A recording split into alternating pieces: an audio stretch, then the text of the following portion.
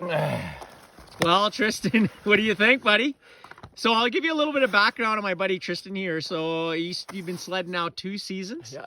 So, you know, really good athlete, and got into it for sled skiing.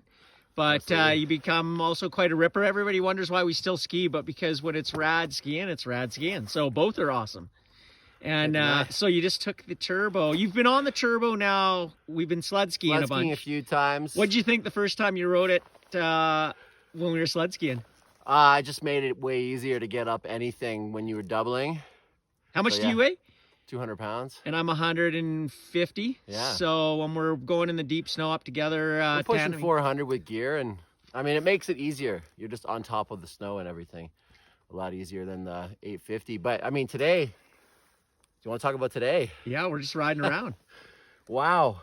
It's a whole nother world. I mean, I kind of expected a little spool up lag as I applied the throttle, and it's immediate. It just feels like the 850, but way more responsive and way more power at your disposal. There's no spool up, which is absolutely incredible.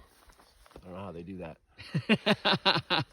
Engineering secrets, buddy. That's right. Well, and what did you get just riding around? Because you ride a 170, actually one of my old 2018 175. 175 850. Which is a rad sled. Great for sled skiing and deep POW days, which we get here in BC. You can check it out here right now. We've got about 30 centimeters. The sun's out. The moon's up there too. And yeah, so give us a little bit of just riding around compared to yours. So, I mean, it's extremely responsive. My machine does anything I need it to, and then some. But, I mean, on this machine, it just seemed easier. I was up to speed. The track was spinning at a rapid pace very quickly.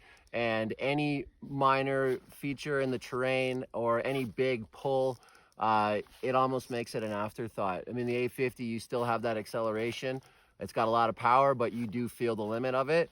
This, I mean, it seems like it could keep going, and the power is right there when you want it. So yeah, and if I may say, to other people out there who are watching, I guess one of your biggest weaknesses, which was all of our weaknesses when we first started, is when it's super, super deep. Mm-hmm. And then trusting that you can put the sled where you want it and where it should be, and then not giving it enough and then getting stuck. Right. And I think on those days... Guilty. Yeah, we've all been guilty of that. So I think that's where this really shines, because some people think that this sled's just for the expert, was just for experts, and now the turbo is just for really good riders. And actually, it's totally manageable power, and it's easy to give to someone who's actually a newer rider, and they're going to benefit from it. Yeah, I mean, if it was jerky, if it felt like it was going to rip your arms off, I would say something other than that, but like for sure, because it's right there when you want it and you have all the control in the world. It's incredible. Well, right on, dude. Let's talky, more ridey, eh? More shreddies.